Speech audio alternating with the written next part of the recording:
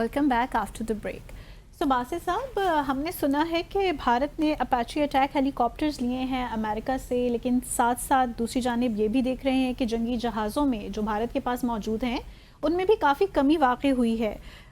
तो क्या ये पाकिस्तान के लिए एक अच्छी खबर है और भारत अपनी इस कमी को अब कैसे दूर करेगा?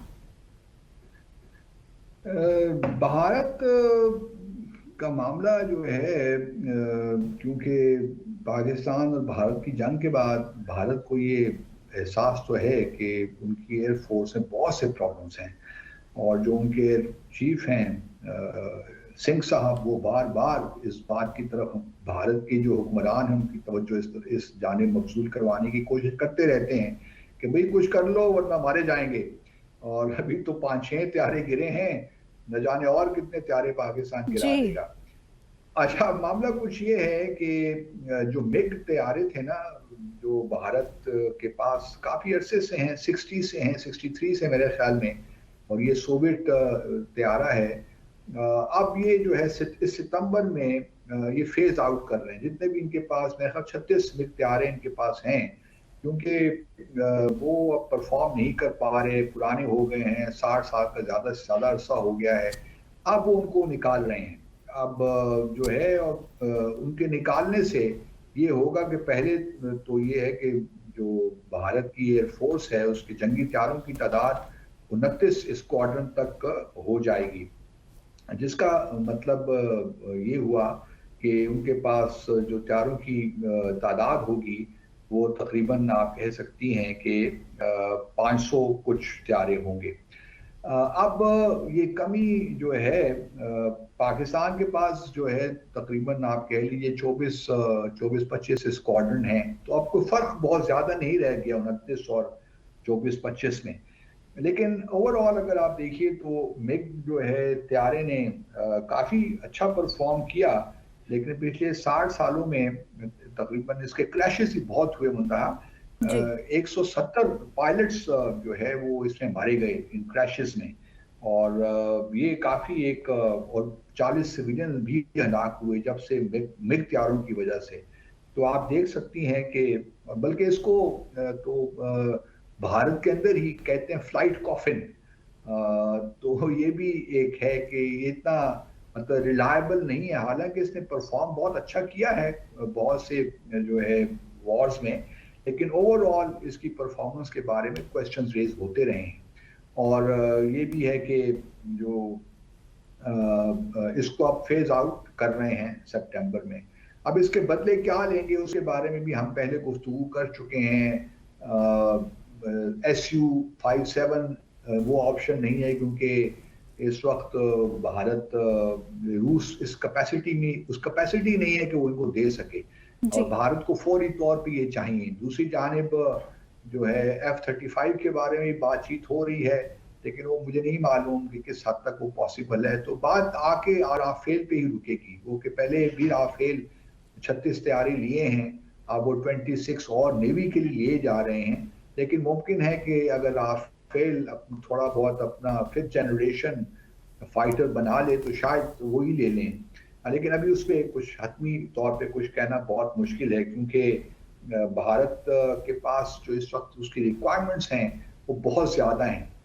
बाकी क्योंकि उन्होंने जो गैप है ना उसको फिल करना है, जी। और वो राफेल से ही हो सकता है, या फिर जो लोकल उनका, क्योंकि लोकल जो इंडिजिनस प्रोडक्शन है ना उससे ही बड़े प्रॉब्लम्स आ रहे हैं। सच्ची बात तो यही है। एक तरफ तो देखिए ना, जो लाइट कम्बैट एयरक्राफ्ट है तेजा 1, वो भी अभी उस पर कुछ मूवमेंट हो रही है, और मुमकिन है कि वो कुछ मिल जाएं इंडियन एयरफोर्स को।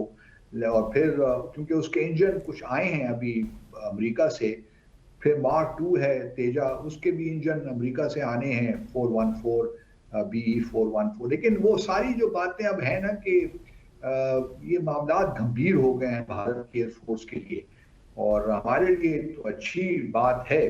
लेकिन साथ साथ ये भी याद रहे कि भारत जहां कोशिश तो कर रहा है कि F-35 उस ले ले या राफेल और ज्यादा ले ले, इसके बारे में भी कोई फैसला नहीं हुआ, लेकिन साथ साथ उसने अपनी एक्विजिशन जारी रखी हुई है। अभी कल परसों ही एक बड़ा पुराना एग्रीमेंट था भारत और अमेरिका का, अपाची जो मिलिट्री एयरक्राफ्ट अटैक हेलीकॉप्टर, उसको 6 उन्होंने वहां से खरीदे थे, तो 2 दिन पहले 3 उनको मिल गए हैं।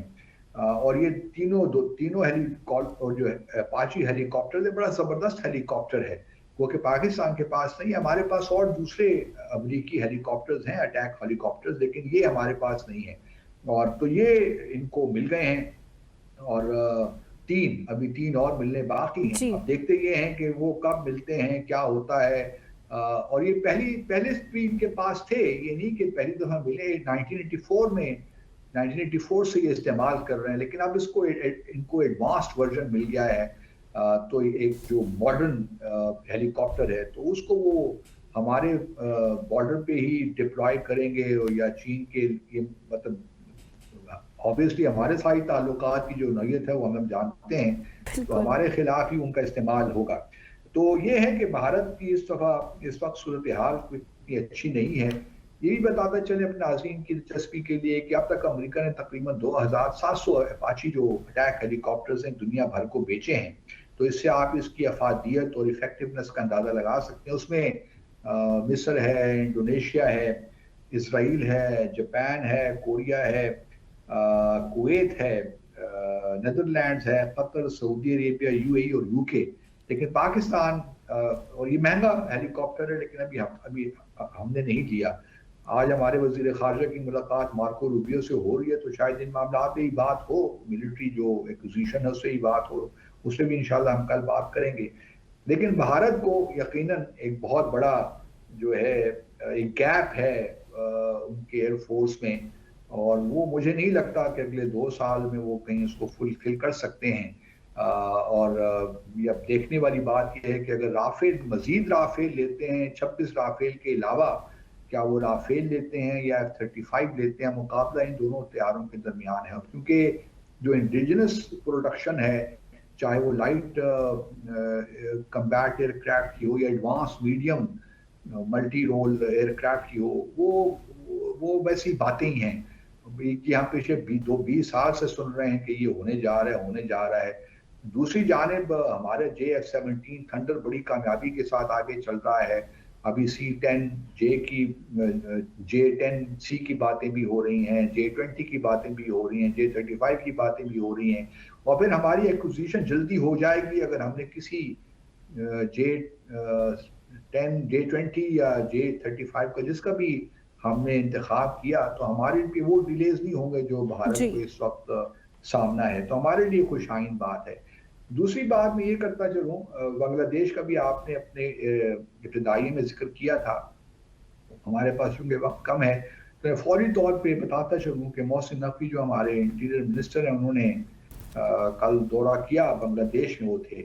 और खुशखबरी ये है कि बांग्लादेश और पाकिस्तान ने जो वीज़ा एबॉलिशन एग्रीमेंट है, जो सफारती और सरकारी पासपोर्ट हैं, उन पे बगैर वीज़े के लोग अब जा सकते हैं। लेकिन आप कहेंगे कि इससे क्या फ़ायदा हुआ जी?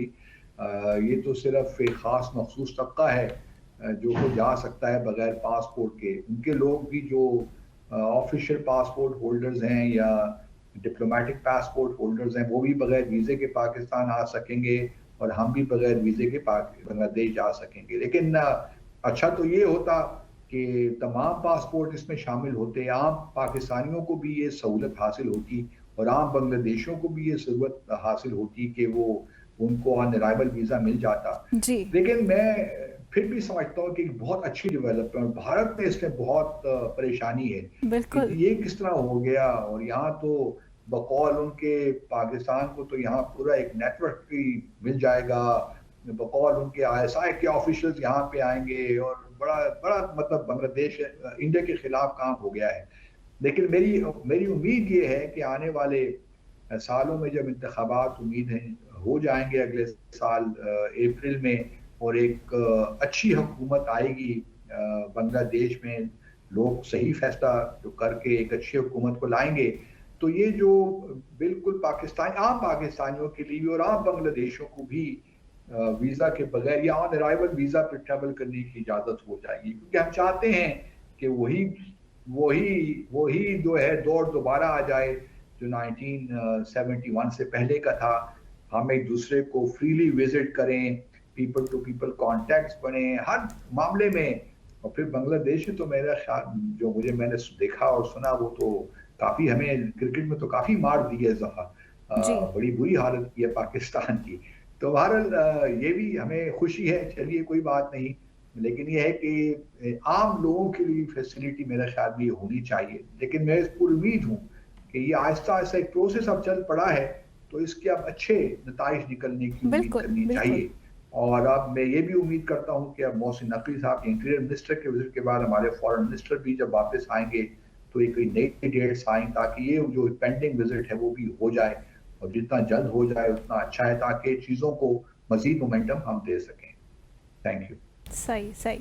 सो नाज़रीन, आज के हमारे प्रोग्राम कहाँ ख़त्म हो गया है। कल फिर से आपकी खिदमत में हाजिर होंगे मज़ीद दिलचस्प मौज़ूआत के साथ। मुंतहा हसन को डिसाइफर विद अब्दुल बासित से इजाज़त दीजिएगा। खुदा हाफिज़।